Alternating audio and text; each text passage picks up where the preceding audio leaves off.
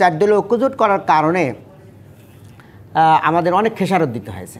আমাদের নেতৃবৃন্দ সবাই আমরা কোনো পরোয়া করিনি। চার দলীয় ঐক্যজোটকে অটুট রাখার জন্য ভারত এবার তাদের যে আগ্রাসী নীতি এটার প্রতিবাদ করতে আমরা কখনো নীরব হইনি বা কুণ্ঠাবোধ করিনি। আপনার কাছে আমার খুবই একটি সহজ প্রশ্ন আছে। প্রশ্নটা হচ্ছে, যেমনটা আমরা জানাচ্ছিলাম রুহুল কবির রিজভীর বক্তব্য ঘিরে, তিনি বলছেন ইসলামপন্থী একটি দল ভারত প্রীতি দেখাচ্ছে।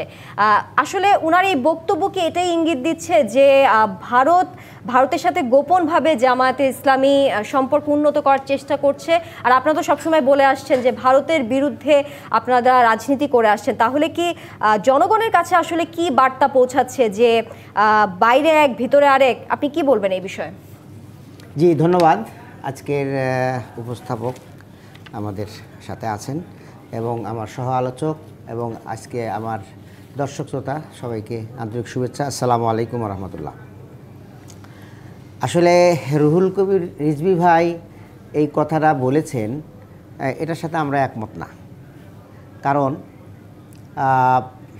আমরা সবসময় বলে আসছি যে ভারত যদি আমাদের সাথে প্রতিবেশী সুলভ আচরণ করত, তাহলে তাদের সাথে আমরাও প্রতিবেশী সুলভ আচরণ করতে কোনো ক্ষেত্রে কমতি করতাম না। কিন্তু সবসময় ভারত আমাদের উপরে দাদাগিরি করা এবং কর্তাগিরি করা, এই ধরনের বড় একটা শক্তি হিসাবে আমাদের উপরে সবসময় শাসন নিপীড়ন এই জাতীয় করে আসছে, যে কারণে আমরা শুরু থেকেই ভারতের এই সকল কাজের প্রতিবাদ করে আসছি এবং প্রশ্নই আসে না আমরা তাদের সাথে গোপন সম্পর্ক তৈরি করব। বিষয়টা নিজেদের দিকে যাচ্ছে যখন, সবাই যখন বলতেছে যে ইন্ডিয়ার সাথে বিএনপি একটা যোগসাজশ করার জন্য একটা চেষ্টা চালাচ্ছে, ঠিক এই কথাটা যখন জনগণের মধ্যে চাউর, ঠিক সেই সময় নিজের কথাটা জামাতের উপর ঠেলে দিচ্ছে। এটা ওনার আসলে সঠিক কথা উনি বলেন নাই, এটা জনগণও ওইভাবে নিবে না আর কি। এবং বলা যায় যে আমরা একসাথেই বিএনপির সাথে কাজ করে আসছি দীর্ঘ সময়। আমরা 91-এর পরে একটা আমাদের সম্পর্ক ছিল, এরপরে 97-এর পরে আর একটা সম্পর্ক আমরা চার দলীয় ঐক্যজোট করলাম এবং এই চার দলীয় ঐক্যজোট করার কারণে আমাদের অনেক খেসারত দিতে হয়েছে।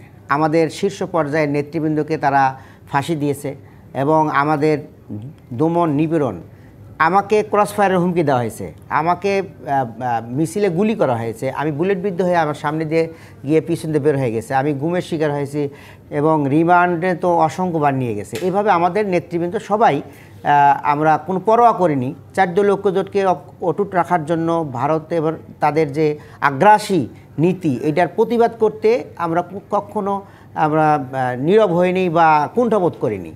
অথচ সেই রিজভী ভাই আজকে অপবাদ দিচ্ছে যে আমরা তলে তলে ভারতের সাথে যোগাযোগ করছি। আসলে এই কথাটা সঠিক নয় এবং উনি দেখতে পাচ্ছেন যে জনগণ ভারতের বিপক্ষে এবং যারাই এই আগ্রাসী মনোভাবের প্রতিবাদ করবে জনগণ তাদের সাথেই থাকবেন।